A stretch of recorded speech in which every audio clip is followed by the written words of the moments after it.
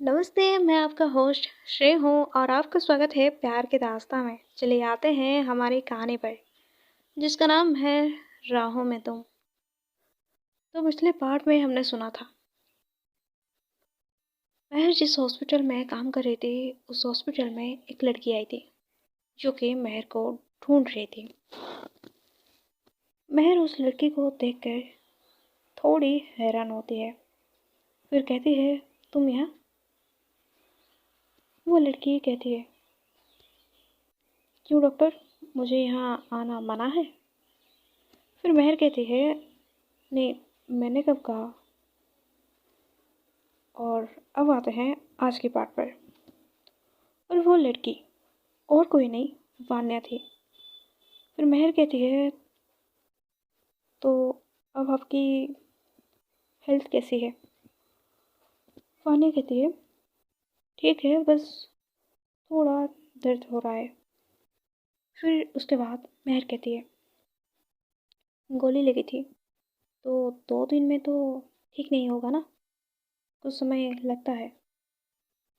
और वैसे भी आपको दर्द हो रहा है ये मुझे नहीं लग रहा है। फिर वान्या कहती है, क्यों, मैं इंसान नहीं हूँ?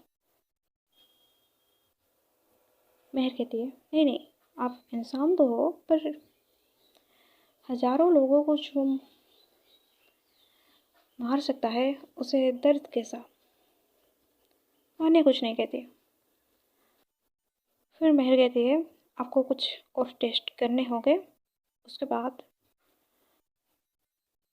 मैं आपको कुछ मेडिसिन प्रेफर करूँगी। वान्या कुछ नहीं कहती, बस महर को वो देख रही थी। उसी वक्त दोनों की आंखें एक दूसरे से मिलती है। महर के दिल में एक अजीब सी महसूस हो रही थी, ना जाने क्यों। वो कोशिश तो कर रही थी कि नज़र हटाने की, पर हटा नहीं पाती। करीब 30 सेकंड की इस आई कांटेक्ट के बाद महर नज़र चुरा लेती है। वान्या स्माइल के साथ कहती है, वैसे मानना पड़ेगा, सारा शहर मुझे डरता है, पर तुम मुझे नहीं डरती। ऐसा क्यों? महर कहती है, मैं आपको क्यों डरूंगी? और डरने की बात, इस दुनिया में सिर्फ एक चीज़ को डरना चाहिए, वो है भगवान। और मैं आपको क्यों डरूं? और वैसे भी इस हॉस्पिटल में जो आता है वो पेशेंट होकर आता है। अगर हम पेशेंट से डरेंगे तो ट्रीटमेंट कैसे करेंगे? वान्या कुछ नहीं कहती, सीधा खड़ी हो जाती है, पर आने से पहले महर को एक बार देखती है और कहती है, आई लाइक इट। ये कहकर वहाँ से निकल जाती है। महर अभी भी दरवाजे के ओर देख रही थी। वो समझ नहीं पाई, अब इसका मतलब क्या है? वानिया वहाँ से अपने घर पर चली जाती है। वो जाकर फ्रेश होकर किसी को कॉल करती है, काम पूरा हुआ कि नहीं।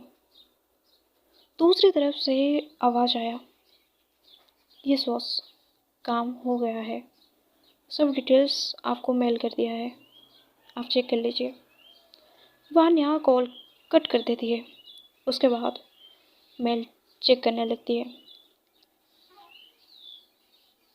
उसे पता चलता है कि अविनाश वर्मा, वो वही हॉस्पिटल में काम करती है जहाँ से वान्या अभी आई थी।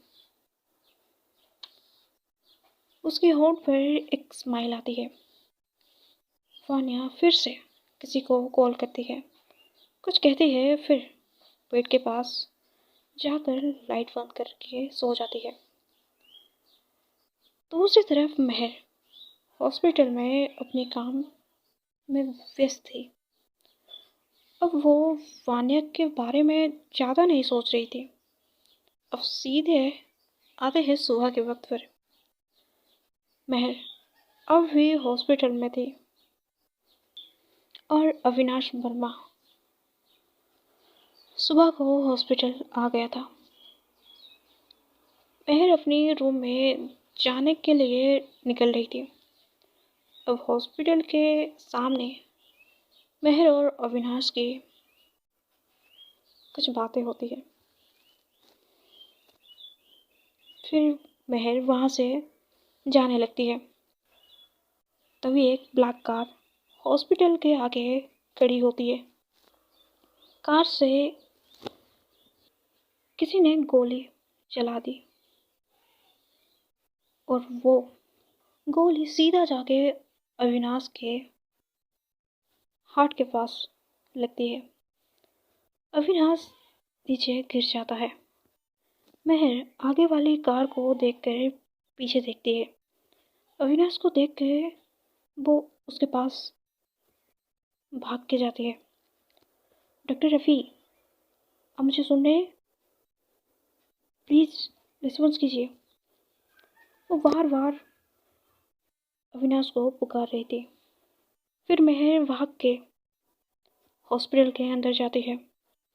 कुछ वार्ड बॉय को कहती है स्ट्रेचर लेके आओ। उसके बाद अविनाश को अंदर लिया जाता है। गोली लगने की वजह से वो गोली निकालने के लिए उसे सीधा ऑपरेशन थिएटर में लिया जाता है। ऑपरेशन के बाद भी अभी का होश नहीं आया था, पर उसके जान के लिए खतरा अभी भी था। महर वहाँ से कुछ देर बाद चली जाती है, पर उसके दिमाग में वही सीन थी, पर वो कुछ नहीं कर सकती थी। महर अपने कमरे में बैठी थी। फिर वो कहीं ख्यालों में गुम थी। दूसरी तरफ वो कार एक जगह खड़ा था और उस कार में से एक आदमी कॉल पे बात कर रहा था। बॉस, काम हो गया है। गोली हार्ट के आसपास लगी है। कह सकते हो वो जिंदा हो जाए, पर चांस तो बहुत कम है। कॉल की दूसरी तरफ से आवाज़ आती है। ठीक है कहकर कॉल कट हो जाता है। तो ये टाइम को थोड़ा स्किप करते हैं। आते हैं शाम के वक्त पर। आसमान में सूरज अभी भी था। ढलने में कुछ वक्त था। महर हॉस्पिटल जाने के लिए निकलती है। आज उसकी छुट्टी थी, पर वो डॉक्टर अभी को देखने के लिए जा रही थी। महर कुछ समय बाद वो हॉस्पिटल में पहुंच जाती है। दूसरी तरफ वान्या अब अपनी ऑफिस में थी और उसके सामने वही इंसान जो डॉक्टर अविनाश को ख़त्म करने के लिए कहा था, वो बैठा था। वान्या कहती है, आपके काम हो गया है। वो आदमी कहता है, वो अभी जिंदा है। वान्या कहती है, जिंदा है पर कुछ समय के लिए।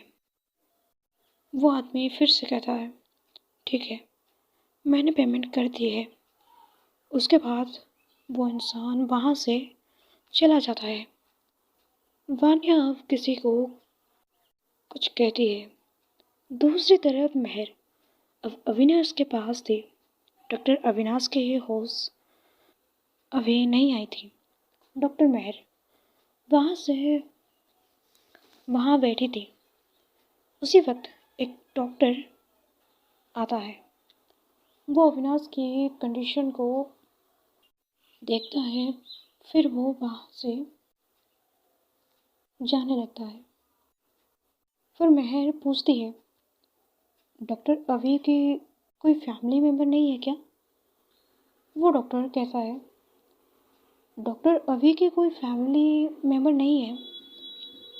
कुछ साल पहले एक एक्सीडेंट की वजह से वो सब कुछ खो चुके थे। महर और कुछ नहीं पूछती, पर अब वो सोच रही थी आखिर क्यों कोई डॉक्टर को मारना चाहता है? कुछ देर बाद वो वहाँ से चली जाती है, पर अब घड़ी में 7 बज रहे थे और वानिया ऑफिस से घर आ चुकी थी। मेहर अपनी कमरे में बैठी थी। उसी वक्त उसका फ़ोन रिंग होता है। वो कॉल हॉस्पिटल से आया था। कॉल पर सिर्फ इतना कहा गया, डॉक्टर रवि की डेथ हो गई। मेहर शॉक हो गई। ये कैसे हुआ? कुछ समय पहले मैं मिल के आई थी। कॉल कट हो जाता है। मेहर सोच रही थी, आज का दिन कितना अजीब था। तो ये सीन को स्किप करते हैं, आते हैं सुबह के सीन पर। हॉस्पिटल पहले से था नॉर्मल था। नर्स और वार्ड बॉय इधर उधर जा रहे थे। मेहर हॉस्पिटल में जाके पहुंचती है। घड़ी में अब 10 बज चुके थे। वान्या अब हॉस्पिटल की ओर आ रही थी। एक ब्लैक कार में बैठकर वो पहुंच जाती है और सीधा मेहर के कैबिन में जाती है।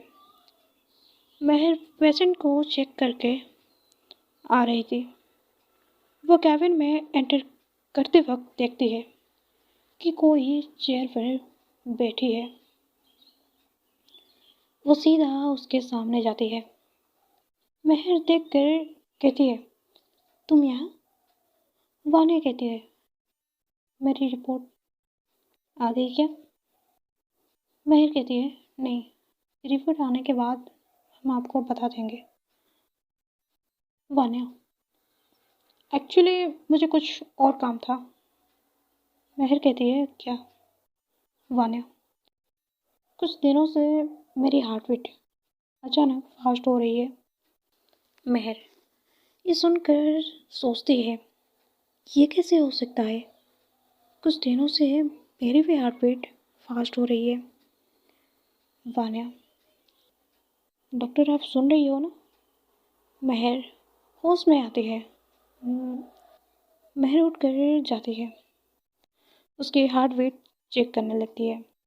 अभी भी वानिया की हार्ट बीट फास्ट थी। मेहर आके बैठ जाती है।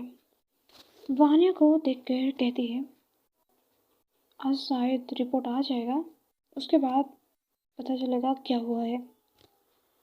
वानिया कहती है, तो मुझे कल आना पड़ेगा। मेहर कहती है, आपकी मर्जी, वरना आपको ईमेल कर दिया जाएगा। वानिया एक स्माइल के साथ कहती है, कोई प्रॉब्लम नहीं है, मैं आ जाऊंगी। फिर वानिया कहती है, तो फिर मैं जाती हूँ। मेहर कहती है, हाँ। वानिया वहाँ से जाने लगती है। हॉस्पिटल से बाहर आने के बाद उसकी फेस एक्सप्रेशन चेंज हो गया। एटीट्यूड क्लियरली दिख रही थी। कार से बैठकर वो वहाँ से जाने लगती है, सीधा उसके ऑफिस पर। ऑफिस में पहुँचते ही सब उसे गुड मॉर्निंग विश कर रहे थे। बिना रिप्लाई दिए वो आगे बढ़ जाती है, सीधा जाके एक कैबिन में बैठ जाती है। फिर वो किसी को कॉल करती है। आज कुछ लोग मीटिंग के लिए आने वाले थे, वो आ गए हैं क्या?